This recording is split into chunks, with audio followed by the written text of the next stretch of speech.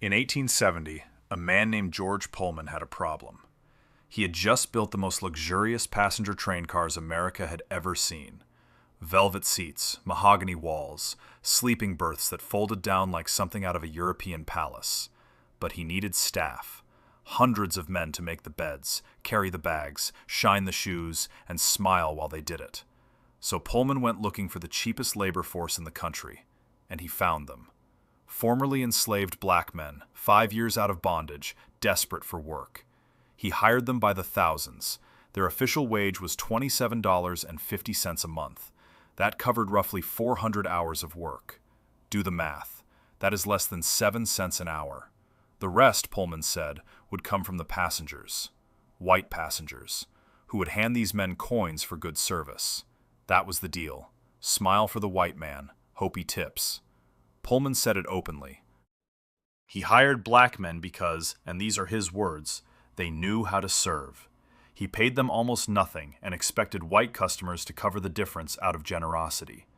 This was not a glitch in the system. This was the system. An entire labor model built on one idea. Certain workers do not deserve a real wage. The customer will cover the difference. And if you think that model died with the Gilded Age, you should know something. There is a name you need to hear. A man who, more than a century after Pullman, made sure this system would survive into your lifetime and beyond. Remember that name, because in about 15 minutes, you are going to understand why your last restaurant bill was a lie. The habit of tipping started as a con disguised as a compliment. In the 1850s, wealthy Americans traveling through Europe picked up the custom of leaving small coins for servants. They brought it home, left coins at restaurants and hotels. It felt generous, cosmopolitan. A sign you had been abroad. But there was a crucial difference. In Europe, tipped workers already earned wages. The tip was a bonus on top of real pay. In America, the restaurant industry looked at that custom and saw something else entirely: an opportunity. After the Civil War, 4 million formerly enslaved people entered the labor market. Restaurant owners realized they could hire black workers and simply refused to pay them. The tip would be the wage, not a supplement, the entire income. Saru Jayaraman, president of One Fair Wage, has spent 2 decades documenting this history. She put it plainly. After emancipation, the restaurant lobby demanded the right to hire newly freed slaves, not pay them anything, and have them live entirely on tips. This was not subtle. This was a business model copied directly from slavery. The worker serves. The master decides what, if anything, that service was worth. And Americans knew it. They saw tipping for what it was, and they hated it. In 1904, a group in Georgia formed the Anti-Tipping Society of America. 100,000 members. They signed a pledge to stop tipping for 1 full year. Between 1909 and 1915, 6 states passed laws making tipping illegal: Washington, Mississippi, Arkansas, Iowa, South Carolina, Georgia. Iowa went the furthest. Anyone who accepted a tip could be fined or jailed. In 1916, a writer named William Rufus Scott published a pamphlet called The Itching Palm. He wrote that tipping was the price one American was willing to pay to make another American acknowledge inferiority. He called it a cancer in the breast of democracy. For a brief moment, it looked like America might kill tipping for good. 100,000 citizens, 6 state laws, published pamphlets calling it un-American. It did not matter. By 1926, every single anti-tipping law had been repealed or struck down. The restaurant lobby fought back harder than the reformers could sustain, and they did not just win.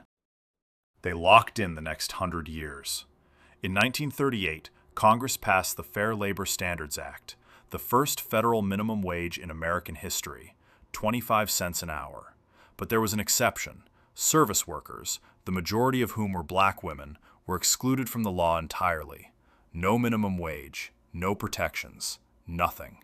Think about that. The year America decided every worker deserved a floor, they deliberately left out the workers who needed it most, the ones who were already making their living on the mercy of strangers.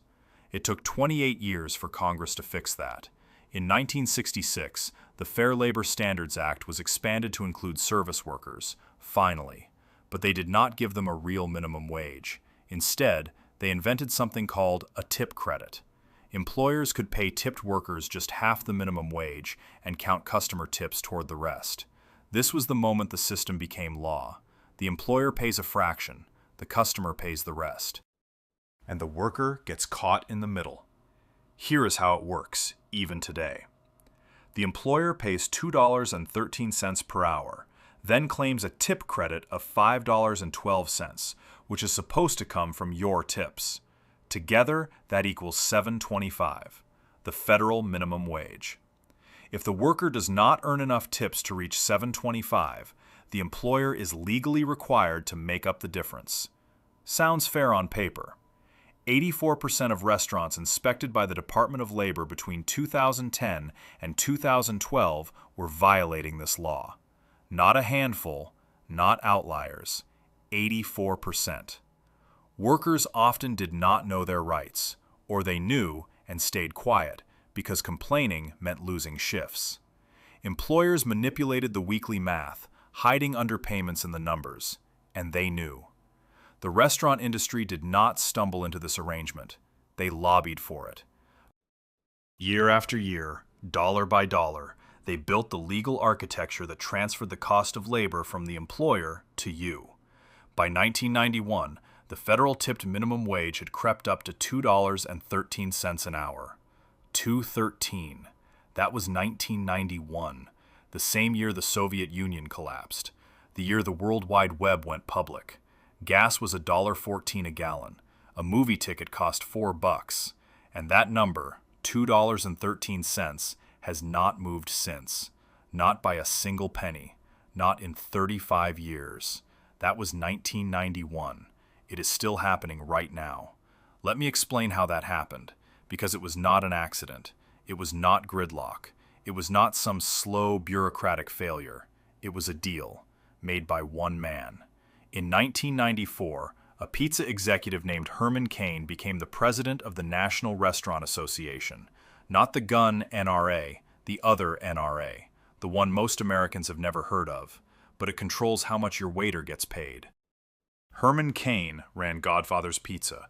He was a lobbyist's dream, charismatic, media-savvy, and absolutely committed to keeping labor costs as low as the law would allow. In 1995, Cain testified before Congress against raising the minimum wage, his exact words on the record. When you make it more expensive to hire people who lack basic work skills and experience, you risk shutting them out of the workforce. He was talking about waiters, bartenders, the people who bring you food and clear your plates.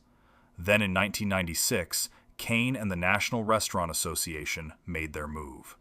The Clinton White House wanted to raise the general minimum wage from $4.25 to $5.15 an hour. Normally, the NRA would have fought tooth and nail, but Cain had a different strategy. He went to Congress with an offer. We will not oppose your minimum wage increase. We will let it pass without a fight. But there is one condition. You decouple the tipped minimum wage from the general minimum. You freeze it at $2.13, and you never raise it again. Congress agreed. The Small Business Job Protection Act of 1996. That is the name of the law.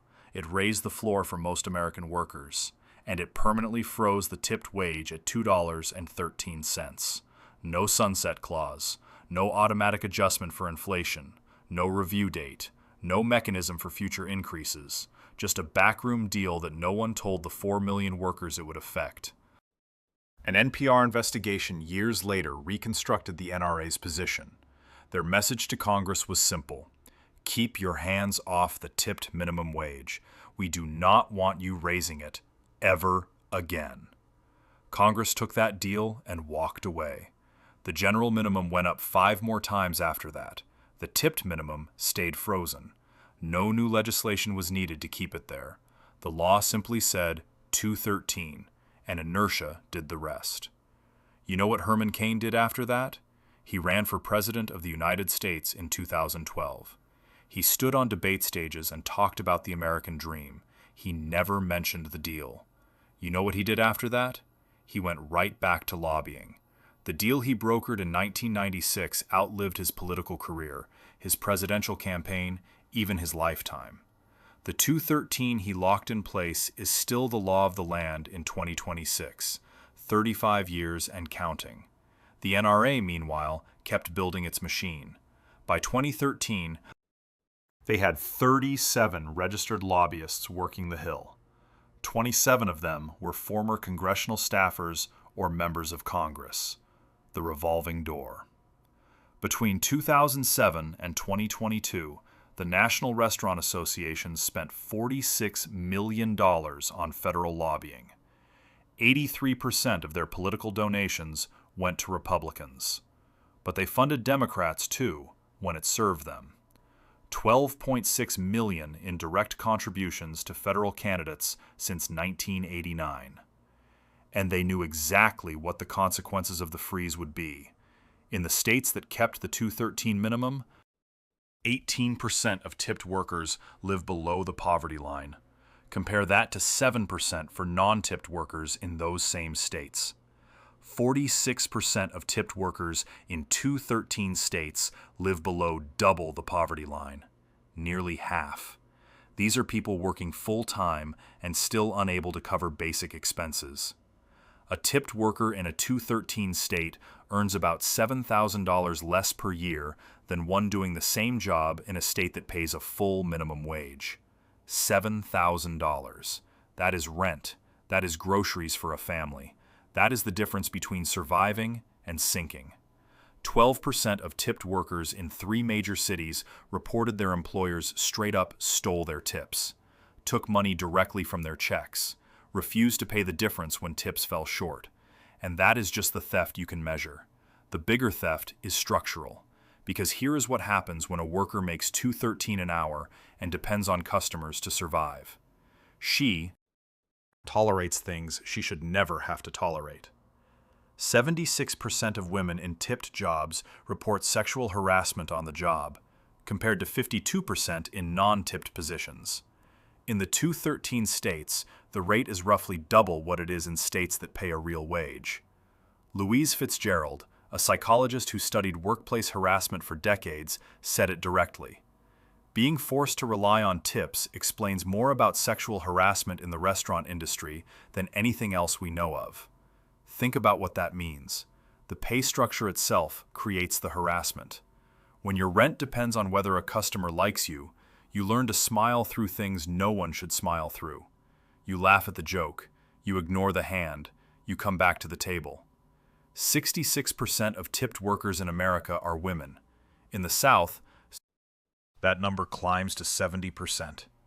The system puts women in front of customers and tells them their income depends on being liked. And the racial dimension never went away. A researcher named Zachary Brewster at the University of Memphis ran 3 experiments in 2022. He tested one specific question: do black servers receive lower tips than white servers for identical service? They do, from customers of every race. Another researcher, Michael Lynn at Cornell, spent years documenting over 50 factors that influence how much people tip. You know what does not reliably predict tip size? Quality of service. The correlation between service quality and tip size is almost non-existent. What does predict it? The server's race, their gender, their attractiveness, whether they touch the customer's shoulder. The system born from refusing to pay freed slaves has carried that bias into every transaction. 160 years later, the architecture of the tip still punishes black workers more. And that is just one company. The Pullman model spread everywhere, every chain restaurant, every diner, every coffee shop, every bar. 4 million Americans work on tipped wages right now. The idea that certain workers should earn their living from the customer's generosity, not the employer's obligation, that idea won. It is still winning. Now, you might be sitting there thinking, fine, I know all this. I can just stop tipping. I can be the one who breaks the cycle. You cannot. And that is the deepest layer of how they got you.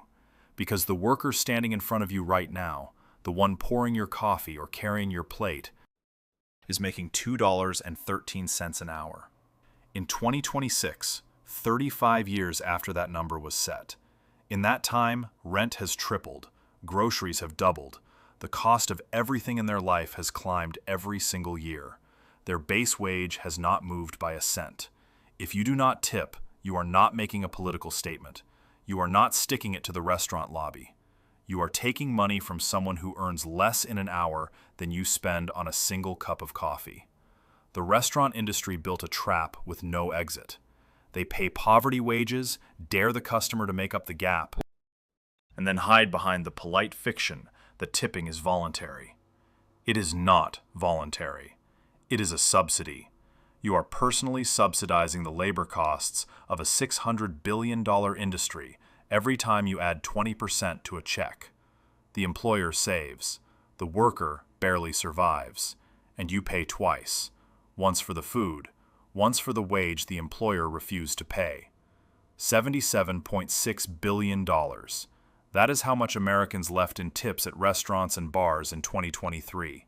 $77.6 billion in wages that employers shifted onto their customers. The average American pays $283 a year in what researchers call guilt tips. Not tips for extraordinary service. Tips left because they know the person needs the money, because the screen is watching, because saying no feels cruel. And those screens are not neutral. They are weapons. Modern point-of-sale systems from Toast, Square, and Clover are built on behavioral economics. The anchoring effect sets three options, 18, 20, 25%, so the lowest choice is already high. 46% of people pick the middle option every time. The no tip button requires a deliberate action. You have to press it while the cashier watches. 30% of people tip higher specifically to avoid that moment. Digital tip prompts increase total tipping by 15 to 30%. They calculate the percentage on the total bill, including tax, inflating the base without telling you. This is not a suggestion. It is an extraction system, A/B tested and optimized to pull the maximum from your wallet. Meanwhile, the employer contributes $2.13, and none of it, not a single cent of that increase, goes toward raising the base wage. It gets worse. More and more restaurants are adding a service fee or service charge to your bill. 18%, 20%, 22%. You see that number and you think, good, the tip is covered. It is not. A service charge is legally the property of the restaurant, not the server. The owner can keep every cent of it or distribute it however they want. The IRS classifies it as wages, not tips. Your server may not see a dime. That was a scam in 2015. It is still happening right now. In 2017, the Trump Department of Labor proposed a rule that would allow employers to pool tips and redistribute them. In practice, that meant keeping them. The Economic Policy Institute estimated employers would pocket $5.8 billion a year. $5.8 billion. From the pockets of servers into the accounts of owners. Congress blocked the worst of it in 2018 after more than 200,000 public comments poured in. But they left the door open for tip sharing with kitchen staff, as long as the employer pays the full minimum. A compromise that still moved money away from the workers who earned it. In 2021, the House tried again. They included a raise to $15 an hour and full elimination of the tip credit in the American Rescue Plan. The Senate parliamentarians struck both provisions. The raise died without a vote. In 2025, Trump signed the no tax on tips provision into his big, beautiful bill. Tips up to $25,000 a year, exempt from federal income tax through 2028. Sounds generous. But 37% of tipped workers already earned too little to owe federal income tax. For them, this law changes nothing. FICA taxes still apply. Social Security still gets deducted. And the base wage stays exactly where it has been since 1991, $2.13. The law does not raise anyone's pay. It just gives the restaurant industry a shiny new talking point, while the foundation stays exactly where Herman Cain cemented it in 1996. 7 states have already proven there is another way: Alaska, California, Minnesota, Montana, Nevada, Oregon, Washington. They eliminated the subminimum wage. They pay tipped workers the full state minimum. Tips come on top, as they were always supposed to. The restaurants did not close. The industry grew faster between 2011 and 2019 in those states than in states keeping 213. Workers earned 21% more. Poverty rates dropped. Economist Jared Bernstein, former advisor to the Biden administration, documented this. In every state that got rid of the subminimum wage, the restaurant lobby's worst predictions failed to materialize. Not one of them came true. The evidence has been sitting there for years. The lobby just has more money than the evidence has volume. Tomorrow morning, you will walk into a coffee shop. Someone behind the counter will hand you a drink. A screen will rotate toward you with 3 buttons and a dare, and you will tip. Not because you want to, not because the service was remarkable, but because you know that person needs it, and you know the system will not change by the time you reach the door. That is how they got you.